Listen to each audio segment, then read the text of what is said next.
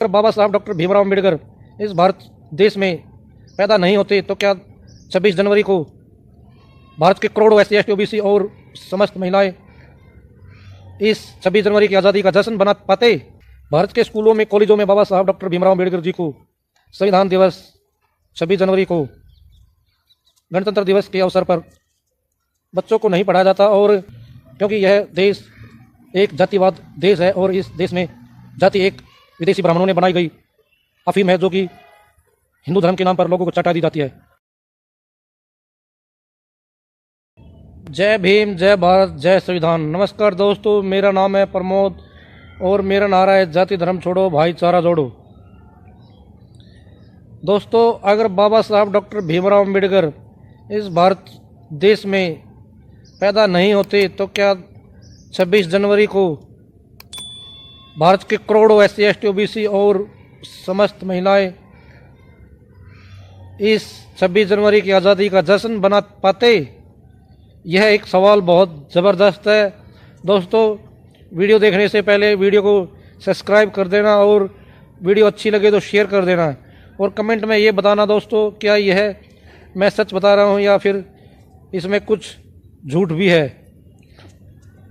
दोस्तों, अगर बाबा साहब डॉक्टर भीमराव अम्बेडकर इस देश में पैदा नहीं होते तो यह देश आज़ादी 26 जनवरी को बनाता, लेकिन भारत के करोड़ों SC ST OBC और भारत की समस्त महिलाएं आज़ाद नहीं हो पाती।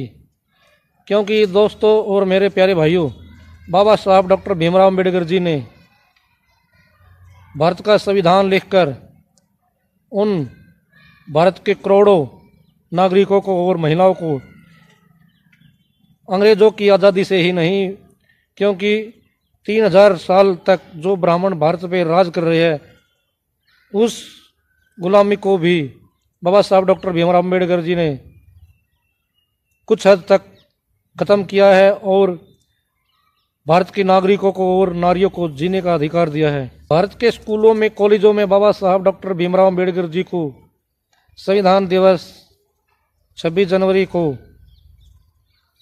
गणतंत्र दिवस के अवसर पर बच्चों को नहीं पढ़ाया जाता और ना ही बच्चों को शिक्षा दी जाती। यह ऊपर से आदेश होता है। BJP RSS कांग्रेस सरकार, जो ये मनुवादी सरकार है, यह नहीं चाहती कि भारत में बाबा साहब की विचारधारा को पढ़ाया जाए, संविधान बच्चों को समझाया जाए।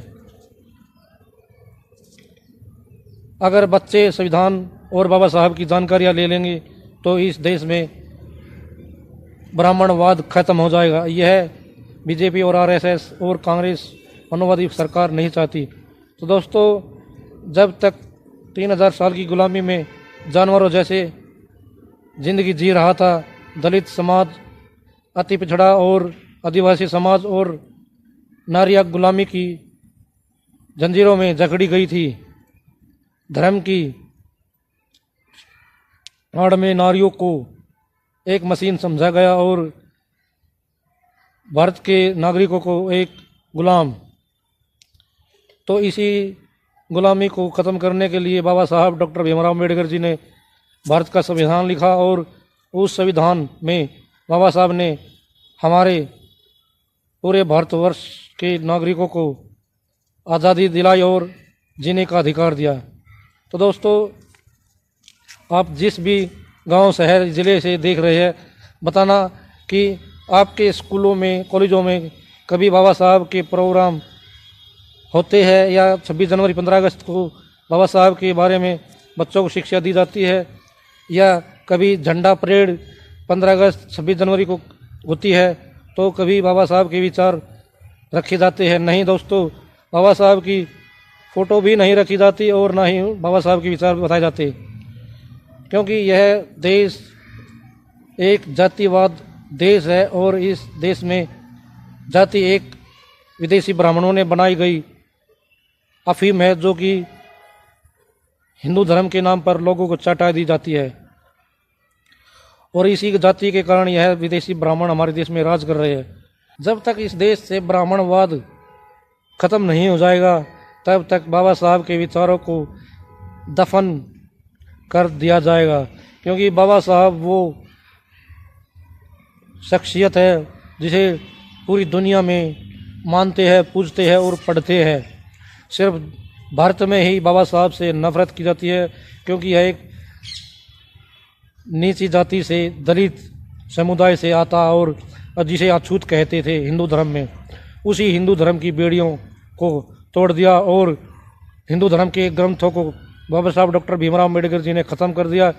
और इसी कारण बाबा साहब को भारत में नहीं पढ़ाया जाता। बाबा साहब ने 22 प्रतिज्ञा ली थी कि मैं किसी हिंदू धर्म की देवी देवताओं को नहीं मानूंगा, और इन 22 प्रतिज्ञाओं में बाबा साहब ने हिंदू धर्म को लात मार दी थी और फिर लाखों करोड़ों अनुयायियों के साथ बौद्ध धर्म की दीक्षा ली थी। यही सबसे बड़ा इस हिंदू धर्म की गुलामी में जीने का कारण था, और वही बाबा साहब ने त्याग दिया था। तो दोस्तों, बाबा साहब ने भारत में करोड़ों नागरिकों को और करोड़ों महिला को आज़ादी तो दिला दी, लेकिन भारत में बाबा साहब के विचारों को दफन कर दिया गया है। और बाबा साहब के विचारों को ऐसे ही उठाते रहेंगे। और हमारी वीडियो को आप देखने के बाद शेयर, सब्सक्राइब और लाइक, कमेंट ज़रूर करना दोस्तों, ताकि बाबा साहब की आवाज़ को उठाया जाए।